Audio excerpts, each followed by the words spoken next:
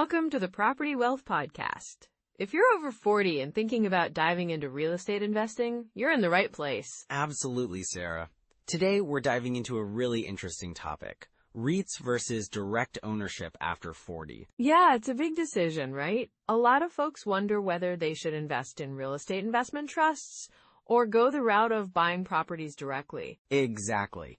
Each option has its pros and cons, and it really depends on your personal goals, risk tolerance, and, of course, your financial situation. Right, and we'll also touch on how to assess your current lifestyle and how much time you can realistically commit to managing properties. And we can't forget about the importance of diversifying, especially as we age. It's all about finding that balance between risk and reward. Yes! Plus, we'll share some practical tips on evaluating both options and what factors to consider before making a decision. So whether you're leaning towards a more hands-on approach or prefer a more passive investment strategy, we've got you covered. Let's get into it. First up, let's break down what REITs actually are and how they work. You know, Sarah, the conversation around REITs versus direct ownership really resonates with those of us over 40 for a lot of reasons. Absolutely, Mike. As we start thinking about retirement timelines, it becomes crucial to consider how we're investing our money now. Right. For many people, they're at a point where they want to ensure their investments are not just growing, but also providing some level of security, you know? Exactly. And with inflation being such a hot topic these days, it's hard not to think about how it could erode purchasing power over time. Yes, I was speaking to an investor recently, let's call him Tom. He was feeling anxious about the rising cost of living and how that might affect his retirement savings. He had been primarily focused on traditional investments, but he started exploring real estate to hedge against inflation. That makes a lot of sense. Real estate has historically been a good way to preserve wealth, right? Exactly. Tom decided to invest in a small multifamily property. He figured that even if inflation continued to rise, the rent he could charge would likely increase too, which would help to offset those rising costs. That's a smart move. It's about creating that ongoing income stream. But for someone like Tom, who's maybe not ready to be a hands-on landlord, REITs could be an appealing option, right? Absolutely. With REITs, he could invest in real estate without the day-to-day management. You know, he wouldn't have to deal with tenants or maintenance issues, which can be a real concern for some people. And that's a big factor for many over 40. They might want to enjoy their retirement without the hassle of managing properties. Exactly. It's about finding that balance between active and passive income. Plus, with the current market shifts, many are looking for diversification in their portfolios. Yeah, that's so important. Look at the volatility we've seen in the stock market recently. It's been really eye-opening for a lot of investors. Right. And that's where real estate can shine. It tends to be less correlated with the stock market. So if someone like Tom had both direct ownership and REITs in his portfolio, he could potentially cushion himself against market swings. And then there's the whole wealth transfer aspect to consider. Many people over 40 are starting to think about how they'll pass on their assets to their kids or grandkids, right? Definitely. Real estate can be a lasting legacy. I had a client, let's call her Mary.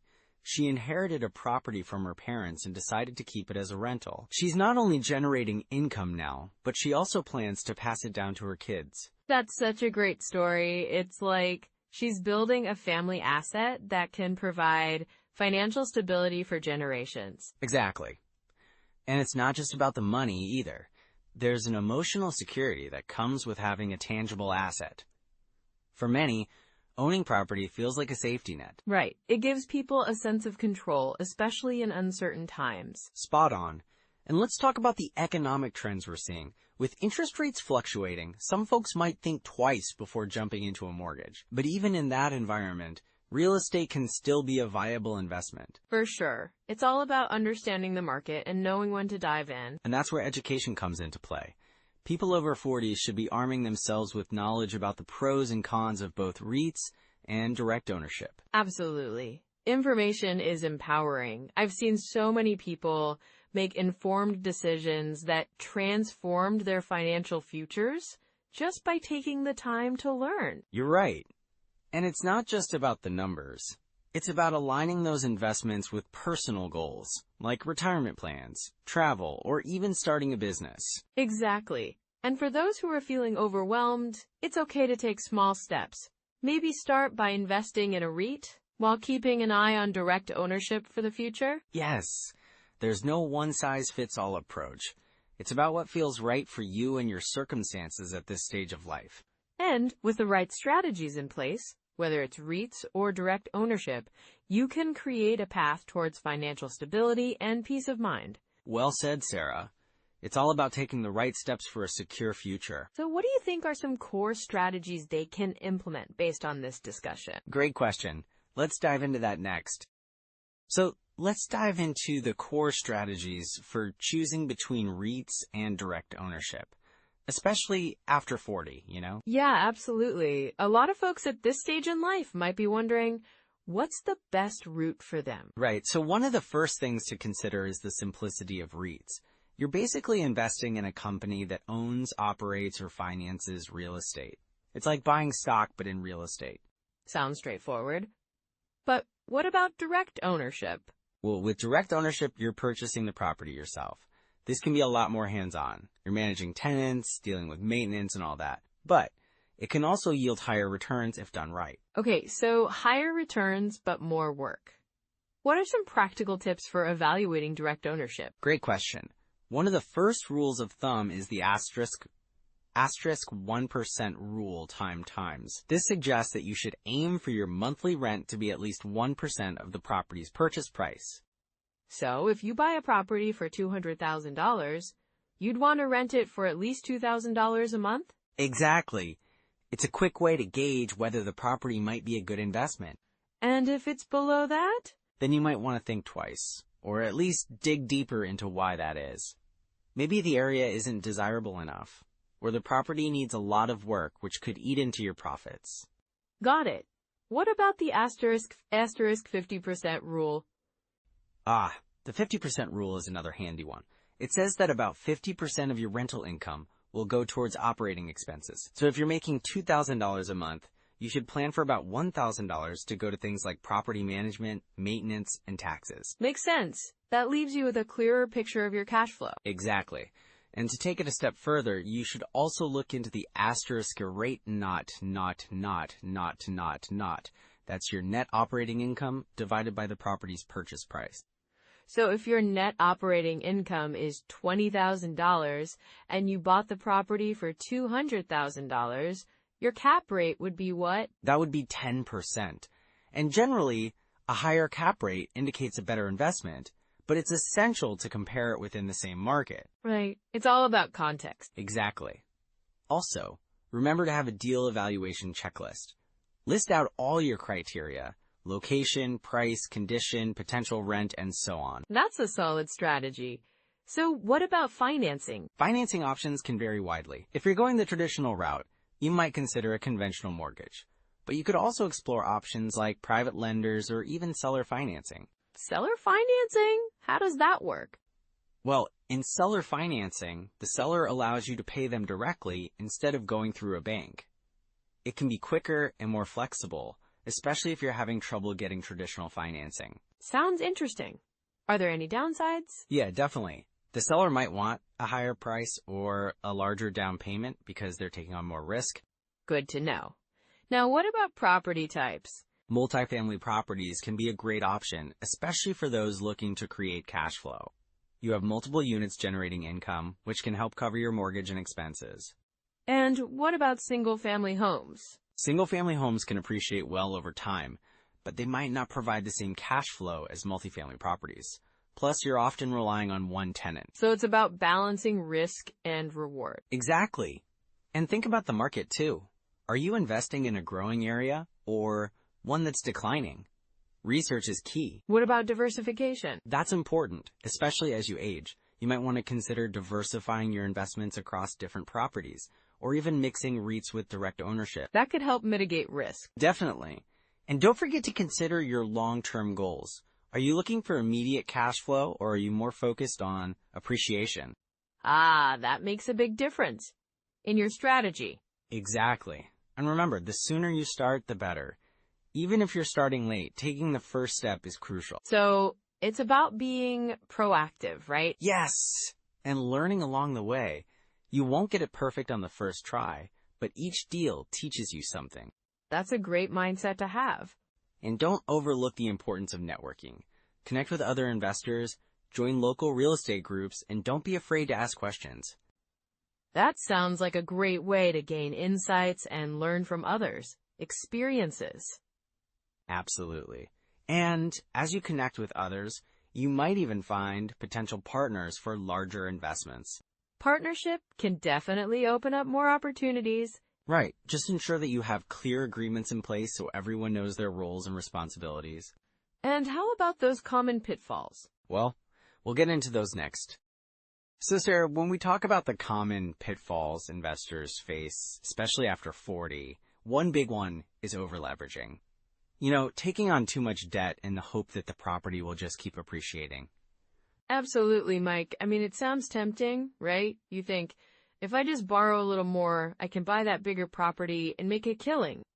But then, if the market shifts... Exactly.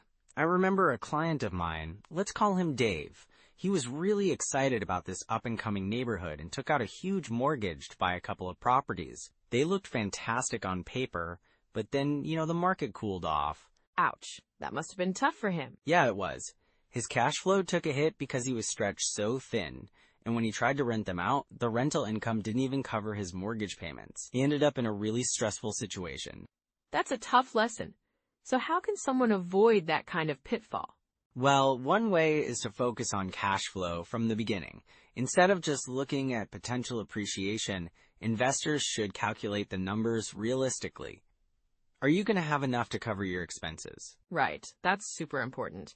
And speaking of cash flow, another mistake I see is ignoring it completely. Some folks get so caught up in the excitement of buying that they forget the day-to-day expenses. Totally.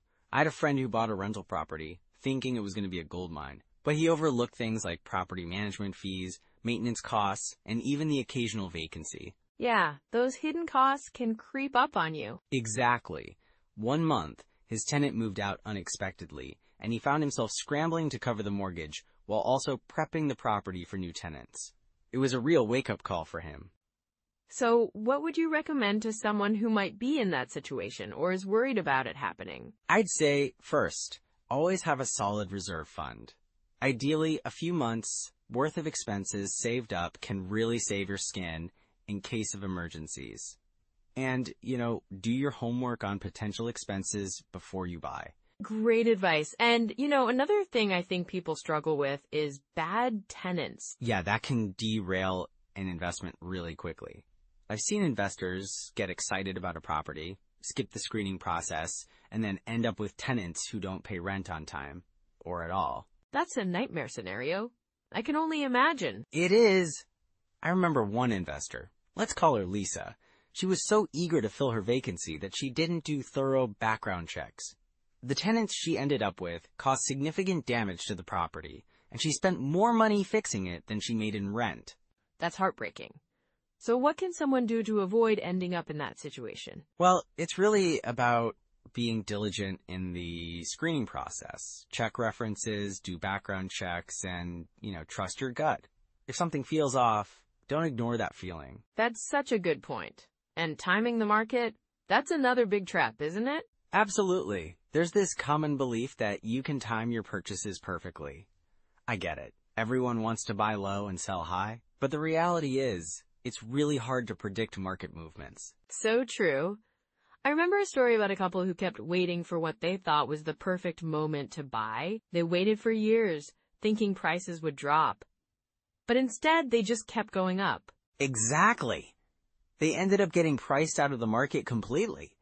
It's better to invest based on your financial situation rather than trying to play the market. Right. So it sounds like it's important to have a strategy that's more about your personal goals and less about catching the next big trend. Spot on. And then there's the issue of hidden costs again. People often forget about things like property taxes, insurance, and even HOA fees. Those can really add up, can't they? They can. I had a client who bought a property, and the taxes were way higher than he anticipated. He was just trying to make a profit on his rental. but those additional costs ate into his cash flow significantly. That must have been frustrating for him. It really was, and he hadn't accounted for those costs in his initial calculations. That's why I always stress the importance of a thorough analysis before making a purchase. So what's the key takeaway here for listeners? I'd say always do your due diligence. Understand your numbers inside and out. Have a clear plan, and make sure you have reserves for unexpected expenses. And, trust your instincts about tenants and market movements. Those are all solid points, Mike. It sounds like with the right preparation and awareness, investors can really set themselves up for success. Exactly. And if you find yourself making mistakes, remember it's a learning opportunity. You can always adjust your strategy going forward. That's such a good mindset to have. So what's next for those who are ready to take the leap into real estate investing? So let's dive into some actionable steps that our listeners can take right now. Yeah, that sounds great. What's the first thing they can do? Well, a good starting point is to evaluate your current financial situation. Just get a clear picture. Look at your savings, your income, and any existing investments. It's all about knowing where you stand before making any moves. Absolutely. And once they have that clarity, what's next? I'd recommend checking out some tools like Zillow and BiggerPockets. Zillow is fantastic for getting a sense of property values in your area, and BiggerPockets has a wealth of resources, including a great community and forums where you can ask questions. Right, and I think the BiggerPockets calculator is super handy for analyzing potential deals. What do you think? Exactly. It lets you input different variables, like purchase price, expenses, and projected rent, to see if a property makes sense financially. It's a must-have for anyone looking to dive into real estate. And if they're looking into rentals specifically, Rentometer can be a game changer, right? For sure. Rentometer helps you determine if the rent you're considering charging is in line with market rates. It's a quick way to validate your numbers before you commit. Nice. So let's say someone's ready to start analyzing properties. What's a good habit to build? I think setting a goal to analyze one deal per week is a manageable start. Just pick a property, run the numbers, and see how it stacks up. It helps you get comfortable with the process without feeling overwhelmed. That's a great idea. And what about connecting with others? Joining a local real estate meetup can be incredibly beneficial. You can share experiences, learn from others, and maybe even find a mentor. Networking is key in this business. For sure. And if someone's not sure where to find these meetups? Websites like meetup.com often have local groups focused on real estate investing. Just search for real estate or investing in your area, and you'll find some options. Oh, and don't forget about podcasts and books.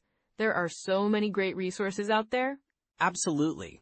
I'd recommend looking into books like Rich Dad, Poor Dad by Robert Kiyosaki and the book on rental property investing by Brandon Turner. They really break down the fundamentals in a relatable way. And for podcasts, BiggerPockets has their own show, which is full of interviews and insights from successful investors. It's a fantastic way to learn while you're on the go. Another habit to consider is keeping a journal of your real estate journey. Just jot down what you learn each week. It can be a great way to reflect and track your progress. That's a clever idea. And it also helps you stay motivated, right? Exactly. Celebrate those small wins along the way. It's all part of the journey. So if someone is feeling a bit hesitant, what would you say to encourage them? I'd say start where you are. You don't need to have a ton of experience or money to begin. Just take those small steps and remember that every expert was once a beginner. That's such an important point. It's about progress, not perfection. Exactly. And as you start to build that knowledge, you'll gain confidence and clarity on what works best for you, whether that's investing in REITs or direct property ownership. And speaking of clarity, how about utilizing local MLS access? Yes. If you can get access to your local multiple listing service, you'll have an up-to-date view of what's on the market, and you can spot trends in your area. It's invaluable for making informed decisions. So they should definitely look into that. And what about following the markets? Keeping an eye on local market trends is crucial. Subscribing to local real estate newsletters or economic reports can give you insights into where the market is headed. Great tip. And one last thing to consider? Setting aside a bit of time each week dedicated to real estate education is key. It could be reading, listening to podcasts, or even watching YouTube videos. Just make it a regular part of your routine. That's a solid plan. So those are some practical first steps. Now let's bring this all together. So, wrapping up our discussion on REITs versus direct ownership, I think we really hit some key points, right? Absolutely. One major takeaway is that, for many over 40, direct ownership can offer a more hands-on approach to investing. It's about control, right? Yeah, exactly. And then we talked about how REITs can be a great option if you're looking for less hassle and more liquidity. That's a big plus for some folks. Right, and let's not forget the importance of diversification. Both strategies have their merits, and mixing them can really balance your portfolio. Totally. And I think we also emphasize the need to align your investment strategy with your personal goals and risk tolerance. That's crucial. For sure. It's all about what fits best with your lifestyle and financial objectives. Wealth building through real estate is definitely a journey, not a sprint. Yeah, and it's never too late to start that journey. The real estate market has opportunities for everyone, especially if you approach it with the right mindset. Exactly. So if you found value in today's episode, please like and subscribe. Also, we'd love to hear from you. Drop a comment with your biggest takeaway or any questions you have. And if you know someone over 40 who's curious about investing in property, share this episode with them. You never know who might benefit from this advice. And speaking of advice, next time we'll dive into something super relevant. Inflation hedge, why property wins. It's going to be a great conversation. Yeah, I can't wait for that one. So much to unpack. All right. Thanks for joining us today. We really appreciate you taking the time to listen. Yeah, thanks everyone. Until next time, happy investing. Bye for now.